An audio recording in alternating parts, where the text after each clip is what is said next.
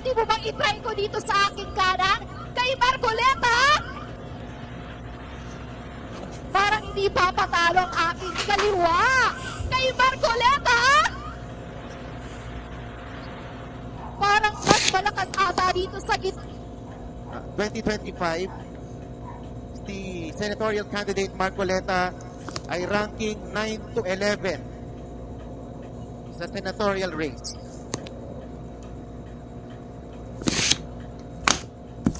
Malayo doon sa ating nakikita dati na nasa 25. Number 1, nandito rin po sila, kapiling natin ngayon. 38 sa balota. Ng loob para ipagpatuloy ang pangako ko kay Dada Rudy na ikampanya ang kanyang mga kandidato habang siya ay nasa The Hague. Bago ako umalis ng The Hague, may bilin ang Dada Rudy ko sa akin. Sabi niya, no guts, no glory.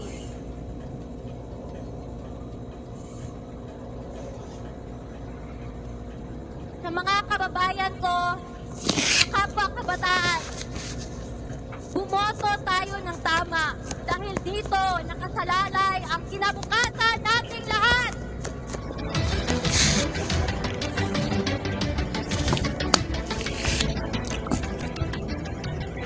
Kailangan natin ng abogado na may prinsipyo, paninindigan at integridad sa ating legislative branch sa gobyerno natin.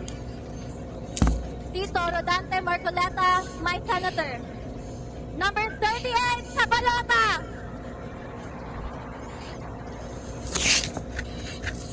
Huwag rin nating kalimutan ang PDP laban senatorial slate o mas kinikilalang Duterte.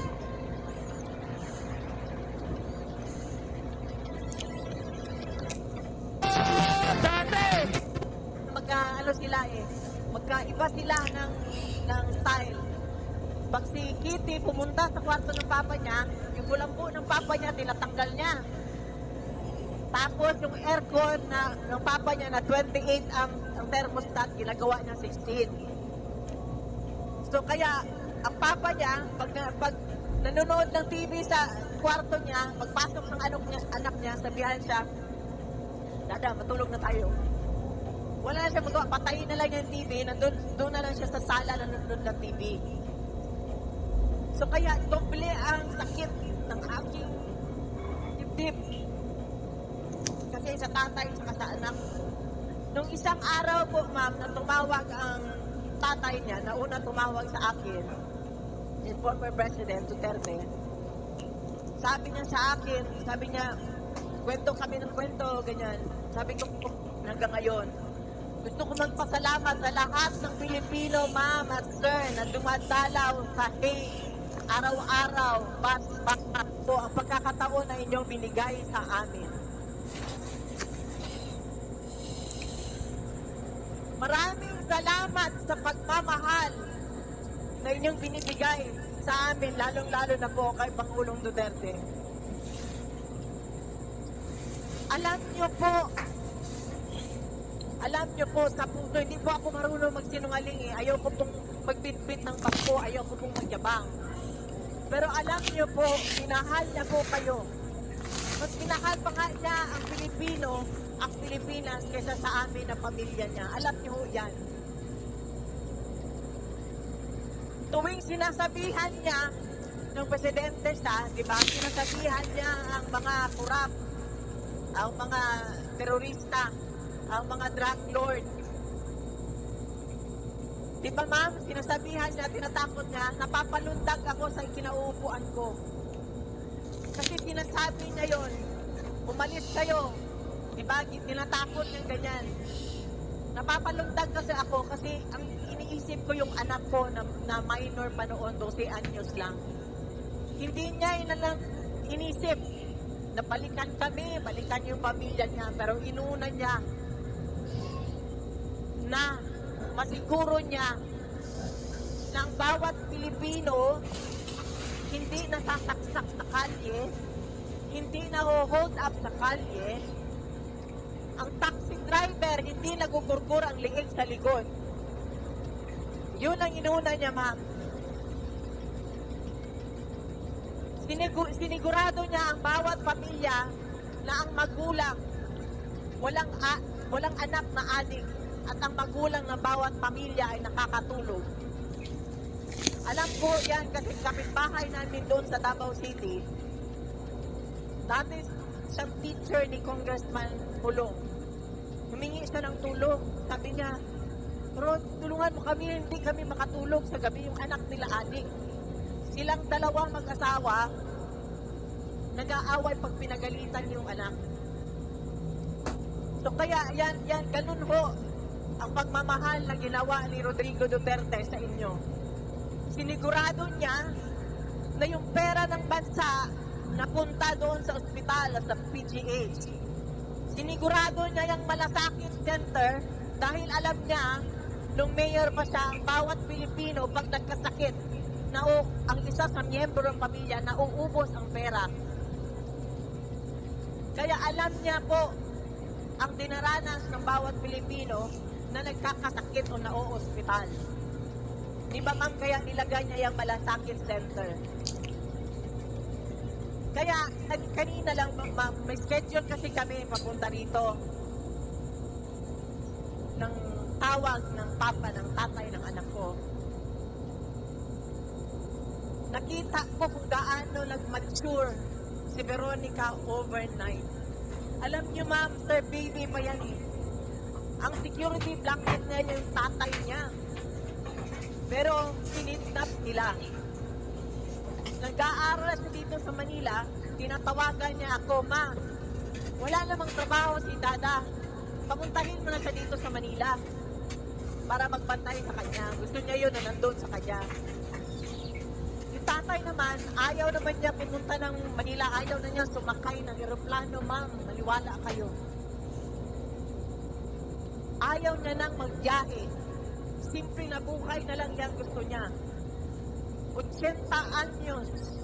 Kaya minsan ako, hindi ko maiwasan na ako ang Kahinga-hangaan sa kanyang tapang at Nais ko po munang magpasalamat sa akin pong kaibigan. Sa akin pong ang tawag ko ay Batman. Sa ating pong susunod na senador, Rodante Marcoleta. Alam niyo po, noong 2022, kami pong dalawa ng ating mahal na kapatid Dante Marcoleta ang laging magkatabi. At nung siya po ay biglang umatras, ang sabi ko po sa kanya, tinawagan ko siya. Sabi ko, kung bakit ka umatras? Gusto mo ba umatras din ako? Ang sabi po ni Kong, huwag. Sapagkat sa susunod na eleksyon, sasamahan mo ko.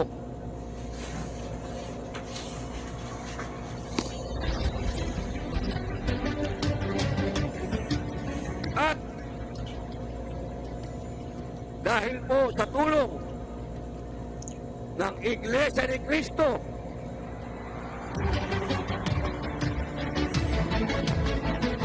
ang inyo pong lingkod ay naging number 1! Maraming salamat po sa inyong lahat. Ngayon po, dumating na po ang panahon para maging number 1 ay si Dante Marcoleta!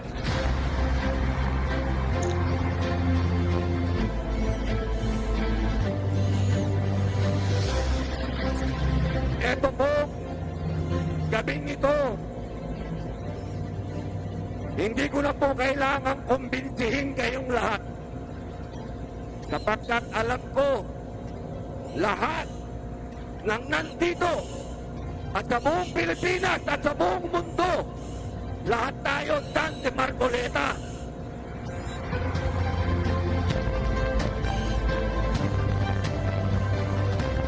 Ang nais ko po, pakiusapan. Unang-una, ang mga kapatid kong Muslim. Kailangan magbayad tayo ng utang na loob. Kailangan si Dante Marcoleta maging number 1.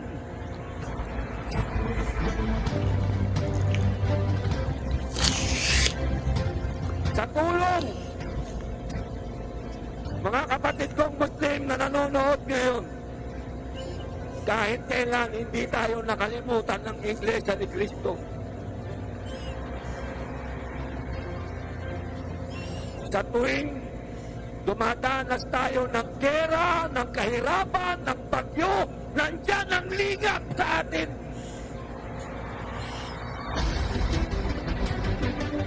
Hindi tayo kailanman iniwan ng Iglesia ni Cristo.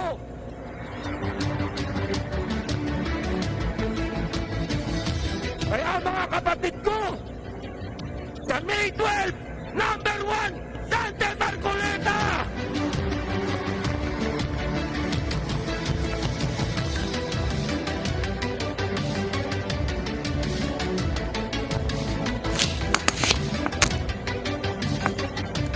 Ngayon po,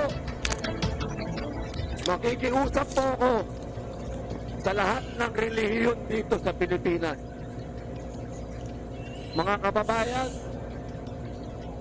dumating na po sa punto na ang ating konstitusyon ay hindi na sinusunod. Dumating po na panahon na ang mga simbahan ay dumadating na po sa punto na nilulusot, hinuhuli, kinukulong. Kailangan po may tumindig na isa na nakakaalam ng batas upang manatili ang paghihiwalay ng simbahan at Estado.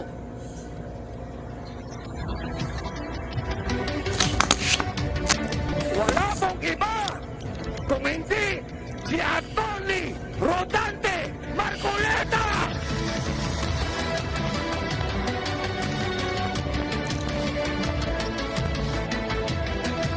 Mga kababayan, marahil narinig nyo na si Kong Dante Marcoleta ang susunod na Senador Miriam Santiago. Alam ko na, narinig nyo na yan. Ito lang po ang sasabihin ko sa inyo. Totoo po yan. Siya. Pero, isa lang po ang nakalimutan nila. Si Dante Marcoleta, abogado, katulad ni Senator Miriam Santiago, pero hindi po nila naihambing ang isang taong may takot sa Diyos.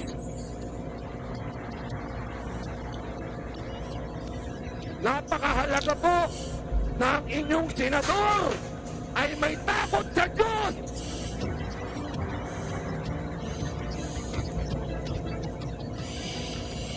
Mga kababayan, hindi ko na po pagkakahaba-habaan sa panahon po na nandun ako sa dahig. Isa po ako sa nauna ron. Ang kabilin-pilinan po ng ating mahal na dating Pangulo sa amin, sa PDP. Lahat po yan. Isa lang ang sinasabi niya. Huwag niyong kakalimutan iparating sa lahat ng Pilipino sa buong mundo ang unang iboto, Dante Marcoleta.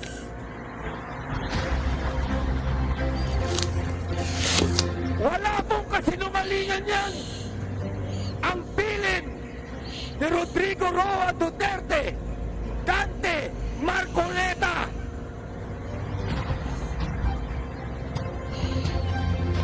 Kaya sana po, pagdating po ng araw, sa May 12, Kayo po ang pinakamakapangyarihang tao sa araw na yan. Mas makapangyarihan pa kayo sa presidente, senador, congressman, governor, mayor. Sa araw na yan, tandaan nyo po, ang isang taong nakipaglaban, walang sinino-sino, kahit mag-isa lang siya sa Kongreso, tumayo. At iyan po, si Dante Marcoleta.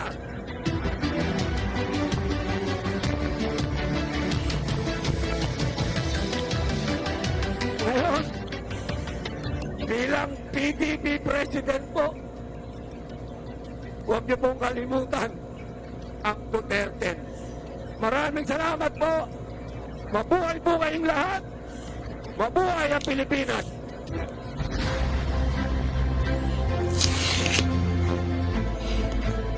Maraming salamat po, Senator Robin Padilla. Philippine Arena, alam ko kanina pa po natin isinisigaw ito. Pero ito po, isigaw natin ngayon ng buong puso. Kay Marcoleta Bay! Number 38 sa Balota Dante!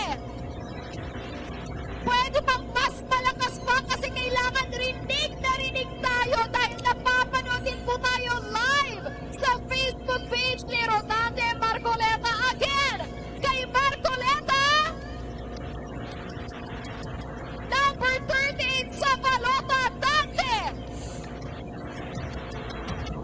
At para po sa mga hindi pa masyadong nakakakilala sa ating kandidatong may tunay na paninindigan, this is your chance to see what he stands for, what he has done, and why he deserves your vote.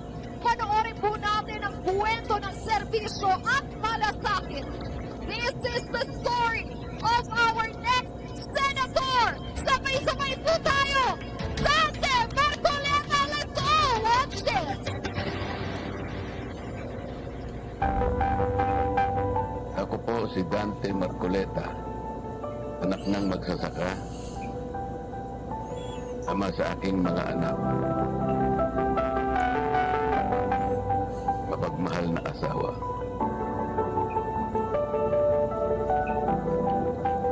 Ako po si Dante Marcoleta, abogado, mambabatas, tapat na lingkod bayan. Sa mahabang panahon na paglilingkod ko sa ating bansa, nakita ko po ang kalagayan ng marami sa ating mga mamamayan. Naghihirapos pa rin ang marami sa ating mga kababayan. Lubos kong nauunawaan ang pinagdadaanan ng mga Pilipino na walang makain, walang sapat na pagkakataon na makakuha ng wastong atensyong medikal, legalidad na edukasyon at serbisyong pampubliko. Naapi, naghihirap, nanggaling din ako dyan. Napakahirap po.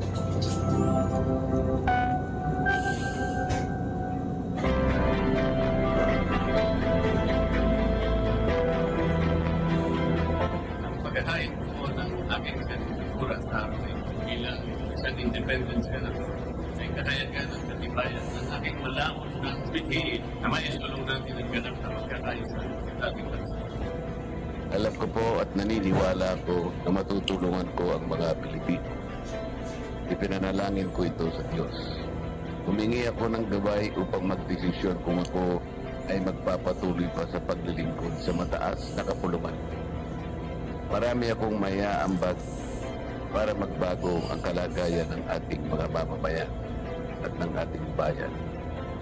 Ang inyong mga hinaing at pangarap ang aking inspirasyon. Ito ang magpapalakas sa akin para magsikap na matupad lahat ng aking ipinangako. Wala nang atrasan. Wala nang atrasan.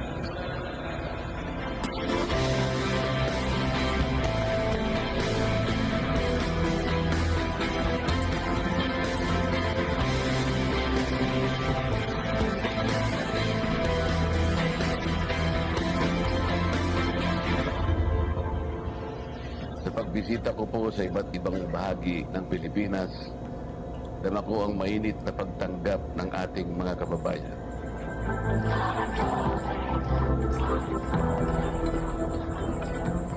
Ang daming nagmamahal sa akin.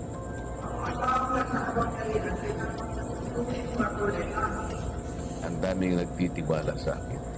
Tao ay danay, may kakayahan, at may malasakit sa kapwa.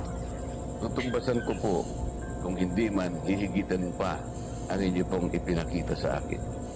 Pagpatuloy natin ang suporta kay Senator Marcoleta. Gusto ko siya talagang maging senador. Marcoleta, imoto rin. Hindi ko po kayo bibiguin.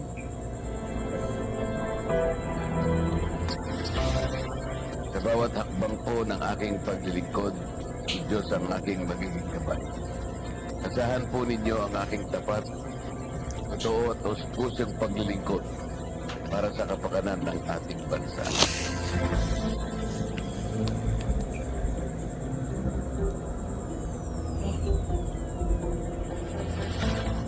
Ang inyong tiwala ay sagrado. Iingatan ko po ito at pahahalagahan. Ako ay magiging bukas at tapat, makikinig at uunawa, magmamahal at maglilingkod. Lagi po akong papanig sa katwiran at katarungan anuman ang gagawin. Kahit mahirap, kahit ako lang mag-isa, kahit maraming kalaban. Kayo po ang nagbibigay sa akin ng tapang at lakas ng loob na ipaglaban ang ating mga mamamayan. Kahit pagtulong-tulungan pa ako, hindi ako susuko para sa inyo. Ipagdiwang po ninyo ang inyong pagkakakumpay. Kasama po ninyo ako sa inyong direksyon saan man tayo makarating. Nakahanda po akong magsakripisyo para sa ating bayan. Ang aking layunin ay magkaroon ng maunlad, mayapa at nagkakaisang bansa, hindi lamang para sa atin, hindi para sa ating mga anak at sa anak ng ating mga anak. Pagsisikapan po natin ito.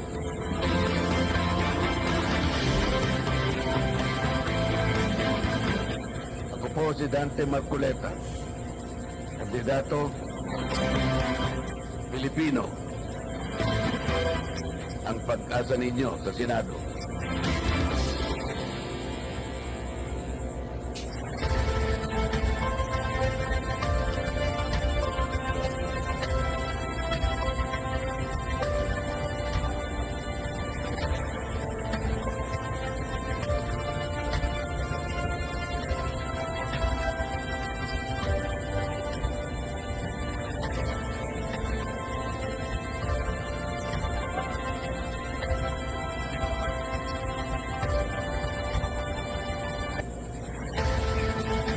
Mga kababayan,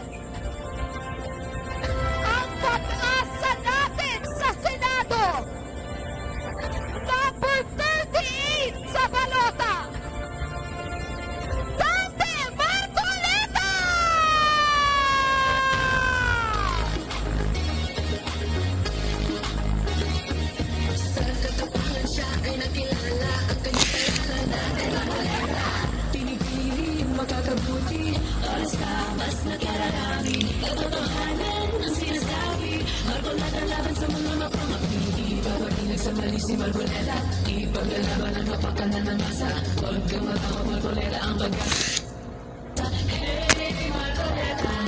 Tapang na talino ang tingay sandata sa inyong balota. Dante Marcoleta, nalaban para sa bayan. Si Marcoleta ay walang inuurungan.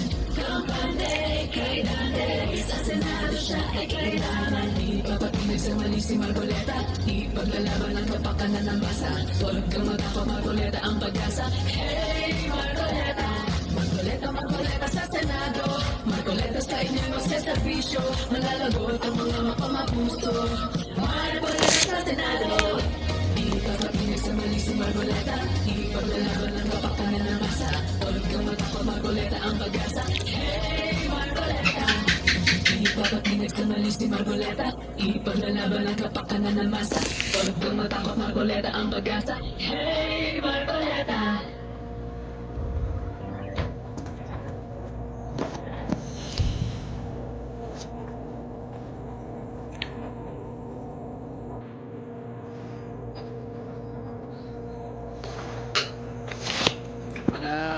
Minamahal kong mga kababayan,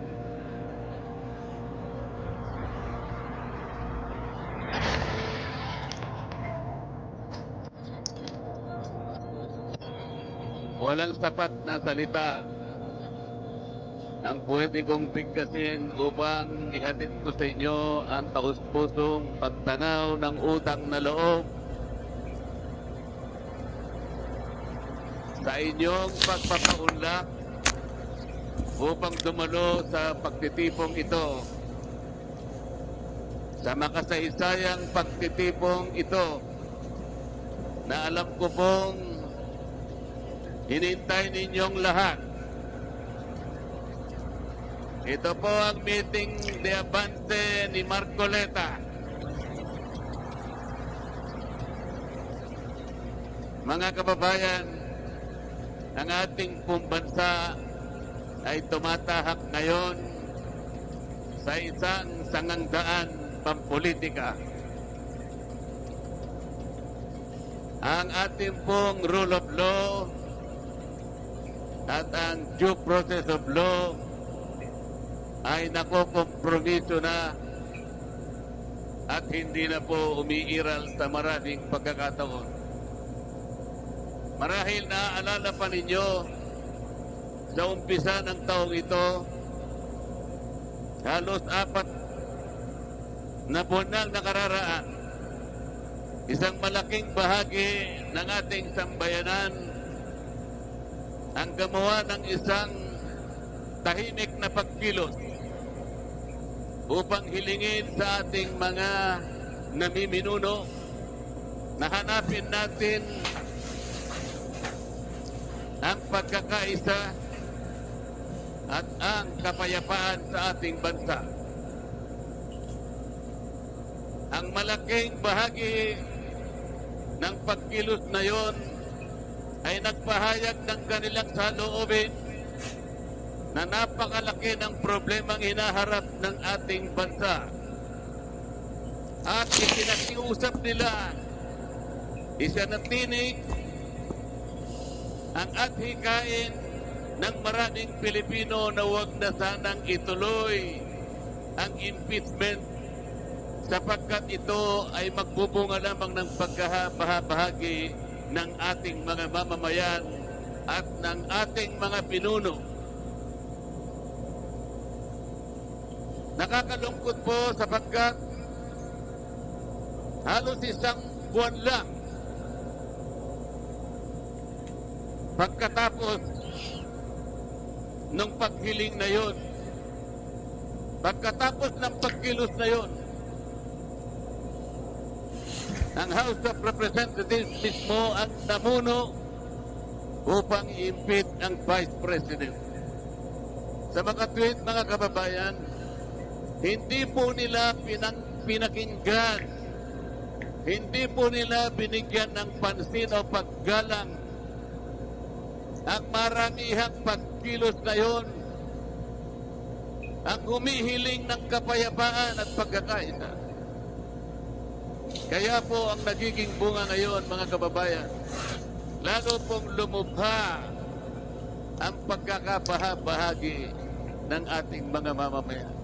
Hindi lamang po yun, lalong lumubha ang pangkabuhayan ng ating bansa. Sa marami pong lugar na aking pinuntahan, halos lahat po ay nagsasabi na napakahirap ng kanilang kalagayan. Totoo po yun sapagkat sa ngayon, ang presyo ng pangunahing bilihin, lalong-lalo na po ang pagkain ay hindi na halos maabot ng kinikita ng pangkaraniwang manggagawa. Ang totoo po, sa survey na lumabas noong nakaraang buwan, ang nagsasabi na 27% ng ating mga mamamayan ngayon ang nakakaranas ng gutom. Kung tawagin po nila ay involuntary hunger. Ibig sabihin po niyan, kahit gusto nilang kumain, wala silang makain. 27% Masyadong mataas po ang bilang na yon. Ang ibig sabihin nun, halos 38 million Filipinos ang nakakaramdam ng gutom. Ito po dapat ang bigyang diin. Ito po dapat ang unahin ng ating pamahalaan.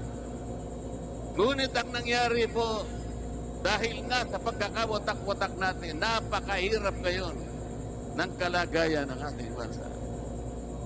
Ang ating pong national debt ngayon ay umabot na ng 16 na trilyong piso. Napakahirap pong kalagayan yan para sa isang bansang katulad ng Pilipinas. Nagahari pa rin ang korupsyon ngayon. Dahil nga po sa hindi pag-iral sa maraming pagkakataon ng rule of law at ng due process. Paano natin mapapalakas po ngayon yung ating law enforcement? Paano po ngayon yung monitoring?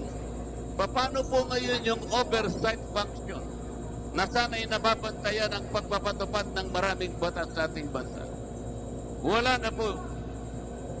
Halos 30% po ng pera ng kabangbayan ang pumupunta sa bulsa ng iilan. Ganito na po ang kaawa-awang kalagayan ng ating mamamayan ngayon. Nasasakripisyo po ngayon, pati po yung serbisyong pampubliko, yung edukasyon po ay sumadsad na ang kalidad ng edukasyon. Pati ang ating public safety, pati ang public health ay naharap sa isang napakalaking problema dahil po sa korupsyon. Ang ginagawa po ngayon ng mga pinuno ng ating bayan, siguro po kayo ay mga witnesses na rin. Kayo pong nakakakita kung anong ginagawa nila. Nagbibigay na lamang sila ng ayuda. 5 klase po ngayon ang ayuda na ibinibigay sa mga kababayan natin. 5 klase po. Ang una po yung 4Ps. Sinundan po yun ng MAIP. Sinundan pa ng AIX, ng TUPAD, at ng AKAP. Alam po ba ninyo kapag susumahin natin ang halaga ng 5 klase ng ayuda na ito na pinamimigay sa ating mga mamamayan, ito po ay aabot ng mahigit 194 billion pesos.